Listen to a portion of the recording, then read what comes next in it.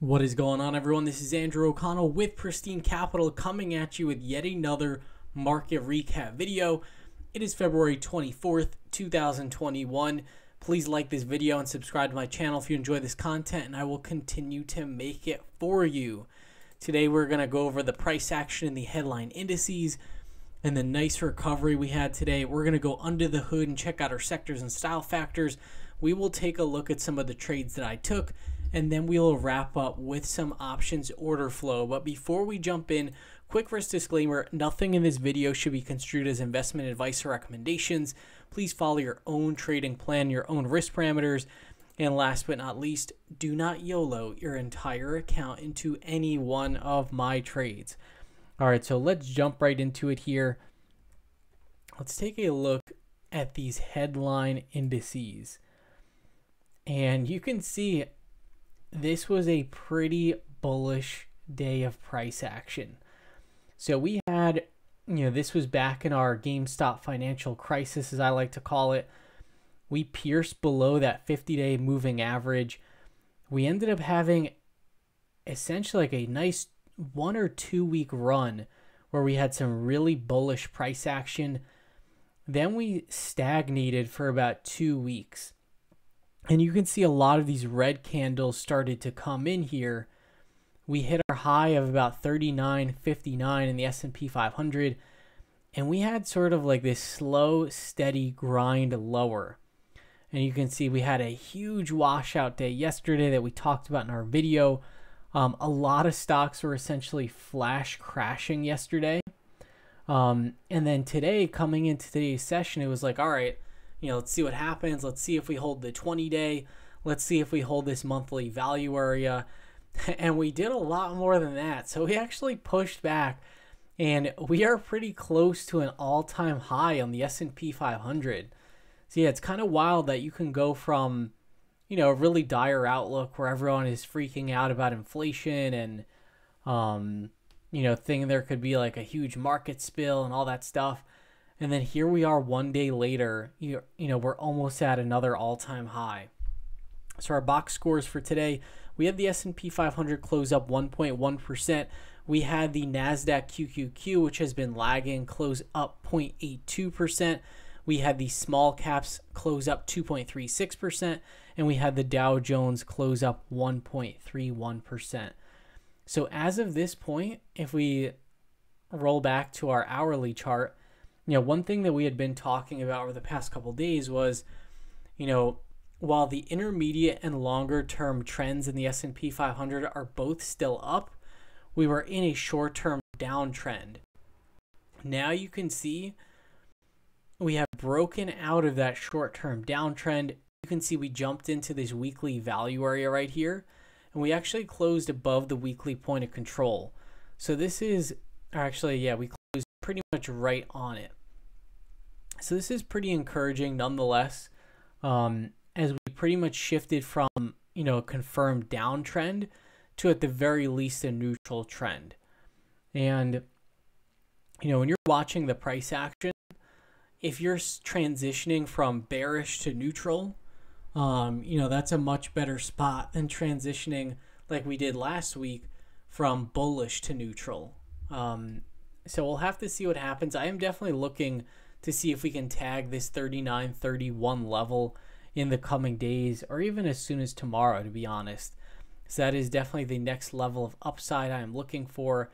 And then to the downside, I think a lot of people would really lose their minds if we retested this, 38.98 level. But at this point, it does seem like the buyers have regained control. So things definitely shifting more toward the bullish side here. And then if we take a look, the Qs are the index that I think is really in the most trouble. Really since COVID started, we've had some significant outperformance of technology companies. And really a lot of these tech companies have gone to pretty crazy like earnings multiples, valuations, all that stuff. If you've been following my channel for a while, that's certainly not how I operate in the markets. But in terms of these longer term trend changes, it's definitely just important to have that context. Because I know with a lot of traders, it's like, oh, well, the Qs are just going to bounce back and start leading again, right? And, things can certainly change in the market.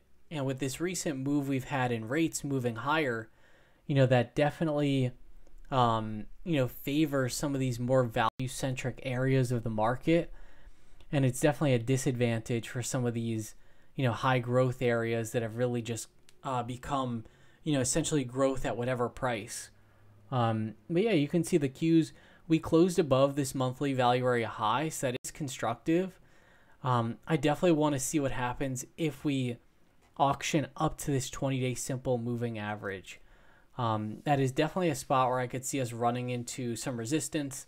And it can actually end up being a good spot to essentially short the Qs. So we'll see. I'm going to be looking for how we interact at that area. And then these small caps really just look the most bullish. And I have calls on in these small caps right now. And yeah, you can see the small caps, they're above the 20-day, above the 5-day exponential moving average. And we had a nice big green candle. So these definitely look pretty strong, similar to the S&P 500, pretty close to a new all-time high. So we'll have to see what happens with that one. Then if we take a look, let's pull up, or actually we can take a quick look at the Dow. The Dow is usually pretty boring, but let's see. It has been outperforming as of the past couple days. So let's see the Dow. Yeah, the Dow has hit an all-time high. So yeah, Dow, speaking of these value, more like value-centric areas of the market, the Dow Jones, it's not like it's filled with technology companies or anything like that. It's a more, like old economy stocks. So yeah, Dow Jones actually advancing to a new all-time high, which is definitely a change. The Dow Jones had been lagging behind the other indices for quite some time. So this is definitely very noteworthy. And let's take a look. We're going to pull up our sectors and style factors as well. And then we're also going to hit on some earnings tonight too. Let's see, we're going to pull up. Yeah, so for our sectors and style factors, you can see we have essentially a new group of leaders. So we have energy, the banks, and the financials all advancing.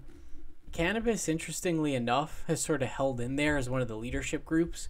But in the past couple weeks, it was in the #1 slot. Now it's shifted down to #4. Interestingly enough, aerospace and defense is moving higher on this list. That historically, over the past couple months, has been way towards the bottom. Look at how much things have changed, though. So we have a bunch of these areas, like K-Web, Chinese technology, really took a hit today, down 3.06%. I certainly have a fair amount of exposure in that area.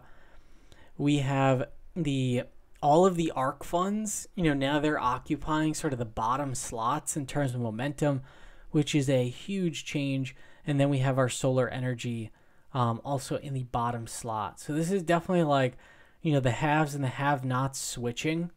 So I just want to be cognizant of that and making sure that I'm incorporating that into what I'm doing. So let's see, in terms of our style factors, similar setup here, where we have high beta names up 3.28%. We have the cyclicals up 2.73%. I'm actually going to make a member video about these style factors and just delve a little bit deeper into sort of each one and what they mean and how I use them. And then you can see international momentum was the laggard today, down 0.62%. So yeah, we're continuing to see sort of this reflation trade play out and the reopening trade. And let's take a quick look. We're just going to take a look at the 10-year. One thing I was talking about in our pre-market session today is that, the 10-year treasury has really taken, a beating here. This is like, elevator down. So this is yet another huge move in rates. But this seems honestly like a pretty logical spot where I could see us getting some sort of bounce in rates, especially since all I'm really hearing is, at this point, like the cat's out of the bag with the reflation trade. Everyone is talking about reflation, inflation. bonds selling off, etc. At this point, they do look pretty oversold. So I don't really think the 10-year treasury is going to like rip to like a 3% yield overnight or anything like that. So I definitely think some of the pace is going to come out of that move. So that's something I'm going to be watching out for, seeing if we get any sort of bounce in these bonds in the in the coming days. So let's take a look. We'll pull up some of my trades for today. Let's take a look. Yeah, I did a lot of trading today.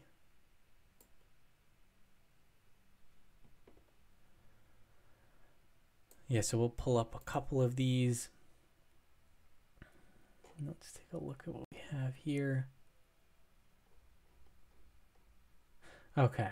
Yeah, so for some of my trades, what I wanted to do, excuse me, what I wanted to do today was, make sure I'm sort of reorienting my portfolio. I've already taken out a lot of my tech exposure and I'm down to some core names in the space. But I wanted to make sure that while the market had its crazy move, I was taking some profits as well. So I stopped out of some ESTC longer dated calls, really just because I'm pretty bullish on ESTC over the intermediate to longer term, but I just don't really think those high growth tech companies are really going to be in favor. So I just wanted to exit that position. I rolled it into a smaller trade for March, really just using a call spread for that, just to keep the exposure on, but just sort of tighten things up a little bit. I took a long entry in Block, and that's the blockchain ETF. So I bought some May calls for that ETF. If we take a look at Block, and this is one where, I posted about this maybe like a couple sessions ago, like, is now a good time to enter? I think it was like Riot. Now I think we're getting a better entry in some of these blockchain names. So you can see yesterday we had a big shakeout and we pulled back to that 20-day simple moving average. And now we're getting a little bit of a bounce here. So I entered some calls for May because I don't think this blockchain trend is over. I think, there's still some room to go in this one. So entered that, some May calls.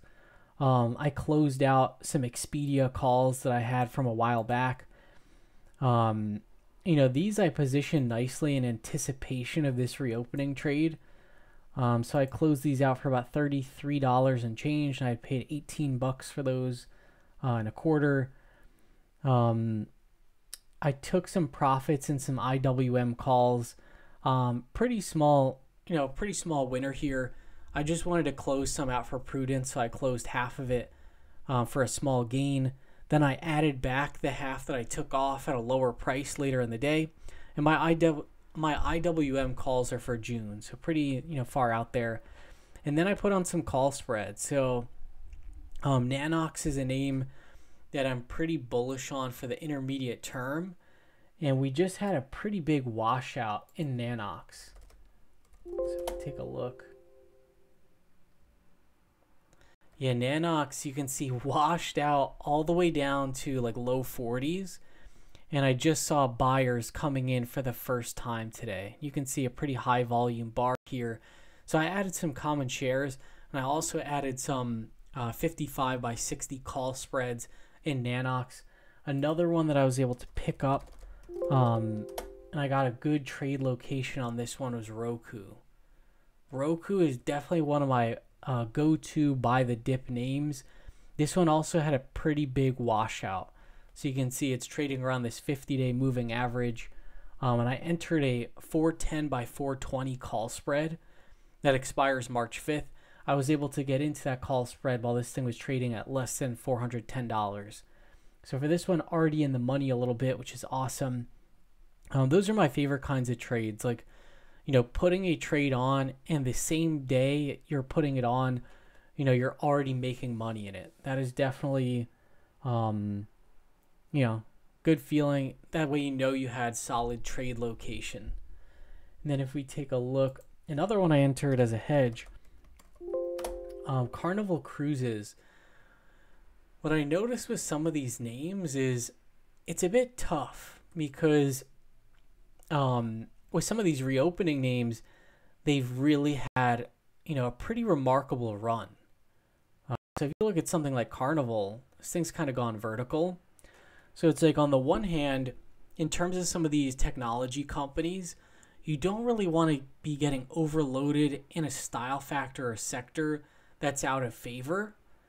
But at the same time, you don't want to close out of those when they've just pretty much imploded and start adding all of your exposure to these value names that are really extended. So I'm trying to do like a little combo of both. I'm trying to wade into both of these areas.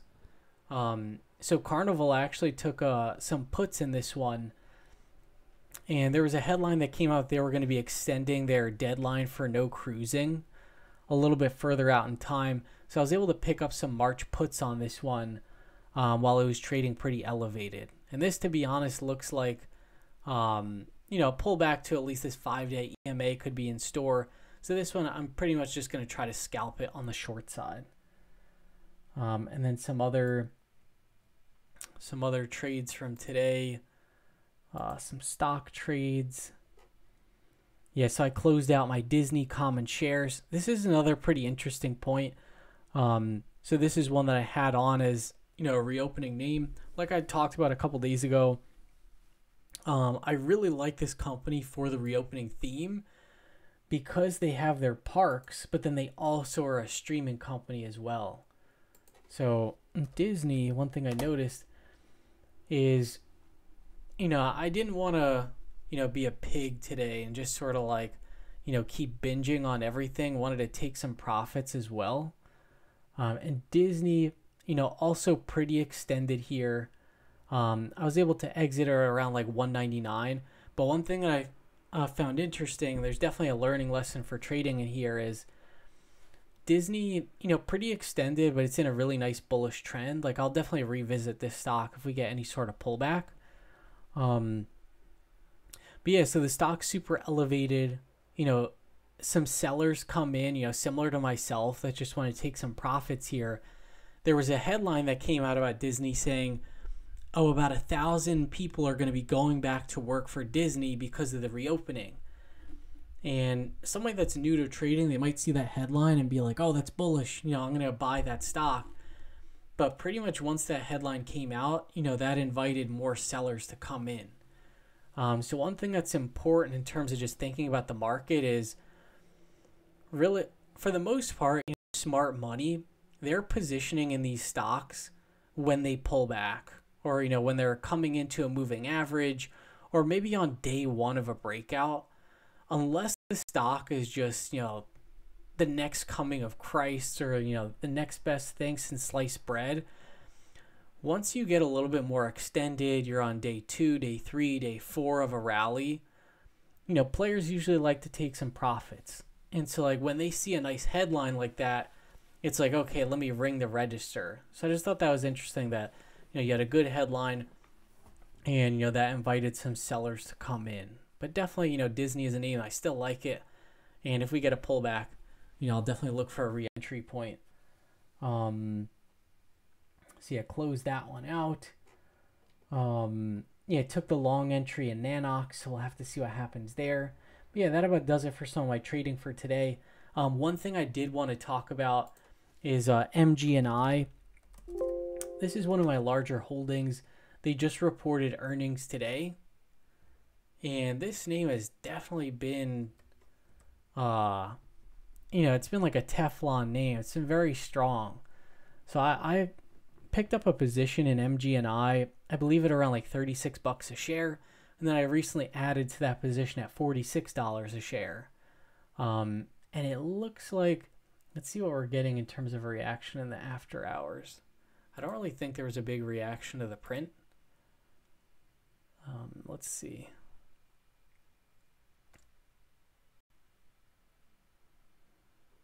But yeah, the results seem just fine. Yeah, MG&I, they're a sell-side advertising platform, and I'm pretty bullish on this digital advertising space. For the next few quarters at least. This is definitely, a pretty high margin business, one that's not going anywhere and one that is growing over time. So yeah, you can see MGNI, really no reaction to the earnings report. And that's another important point as well. In terms of the earnings report, you can have a company that has amazing earnings, but if everyone bought the stock ahead of time and everyone was expecting amazing earnings, you can actually get a sell-off. Conversely, you can have a company where the earnings don't really look that great, but if everyone was expecting much worse, you can get a pop. So for this name, I figured let me just hold my shares, into the print. I do like this name. I think it has a really nice longer term trend. And you can see pretty much no reaction here. But if I pull up these results, yeah, you can see everything looks like it's moving along just fine. So you can see year over year, they had revenue growth of 69%. Their connected TV revenue for Q4 was up 53%. So really just solid growth rates here.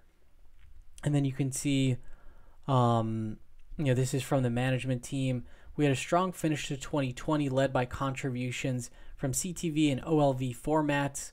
As linear TV spend accelerates its move to ad-supported connected TV, we believe growth from this secular trend will fuel our growth for the foreseeable future. Yeah, and they just recently did an acquisition of SpotX. So I definitely like this company, and I just think they have some nice tailwinds behind them. So, for instance, I have a nice cushion in this name. If the earnings had just come out and, they weren't so great and there was a really nasty reaction to the report, I'll probably cut this name, to be honest. That's one thing for me. I certainly have my opinions about these stocks, but really whatever the market is thinking, like these big institutions, if they're selling a stock, I'm not going to step out in front of them. But for this report, everything looks good and well. It looks like this one is up maybe like 50 cents in the after hours market. So we'll have to see what happens with MGNI, but really no reason to, there's no sell signal there. Now let's take a quick look. We'll check out some of this options activity.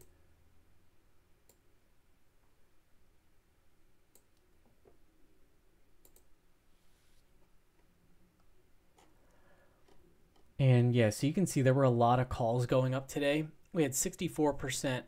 We had 64% put flow, 36% call flow. These are for the $1 million orders. Oh yeah, that's right, because earlier in the day there were a ton of puts. Yeah. So this is what's funny. When you're looking at options order flow, some traders, they look at this and they think it's gospel. Like, oh my gosh, if somebody bought puts, that means the market's going down. Like vice versa, if people buy calls, it's going up. I like to use it to just observe what are participants in the market doing? What's the psychology of the market? Sometimes I'll take a trade idea from the options order flow, but you can see this morning, there was more put buying in the morning on the lows than really, on the highs. So yeah, pretty interesting there. And you can see some of the names. We had some Norwegian calls going up, towards the close. So more cruisers. You can see Hilton calls going up. Let's see Hilton.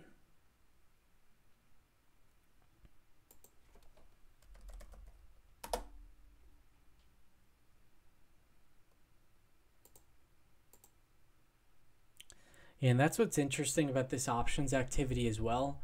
So now these sort of reflationary reopening names, they're pretty extended at this point, and that's when you're seeing all these call buyers coming out of the woodwork. And I noticed that happens quite frequently. So yeah, Hilton put in a really nice base here. And now you can see we're on day 1, day 2, day 3, day 4 of the breakout.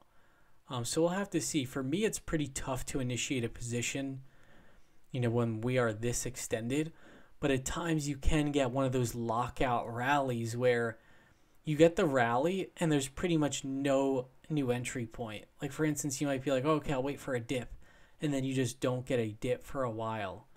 So definitely just have to be careful. Sometimes if you do an entry like that where it's a little bit extended, I just try to make sure for my sizing I'm not going too crazy.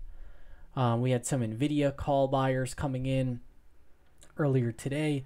They reported earnings as well. Nvidia, I'm going to take a deeper look into this report. Yeah, they were green for a while, after the earnings release, but then you can see now they're pulling back a couple percent, really to just where they were at the beginning of the trading day. But I definitely want to see what these results looked like. So we had Nvidia. Let's see what else we have here. Okay, and then some Caterpillar calls going up. Let's see, Caterpillar.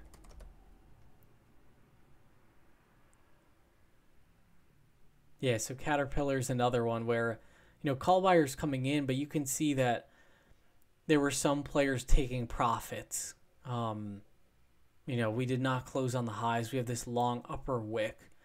So typically what happens, like what I've noticed from experience, is by the time everyone's like, oh my gosh, didn't you hear, like, inflation is in and, these growth names are completely out. A lot of times these will kind of just like do nothing or kind of like stagnate or even like pull back for a couple days. So I'm just trying to be patient and just see how this really shakes out. But that about does it for this market recap video. Hope you all had a great trading day, and I will see you all tomorrow.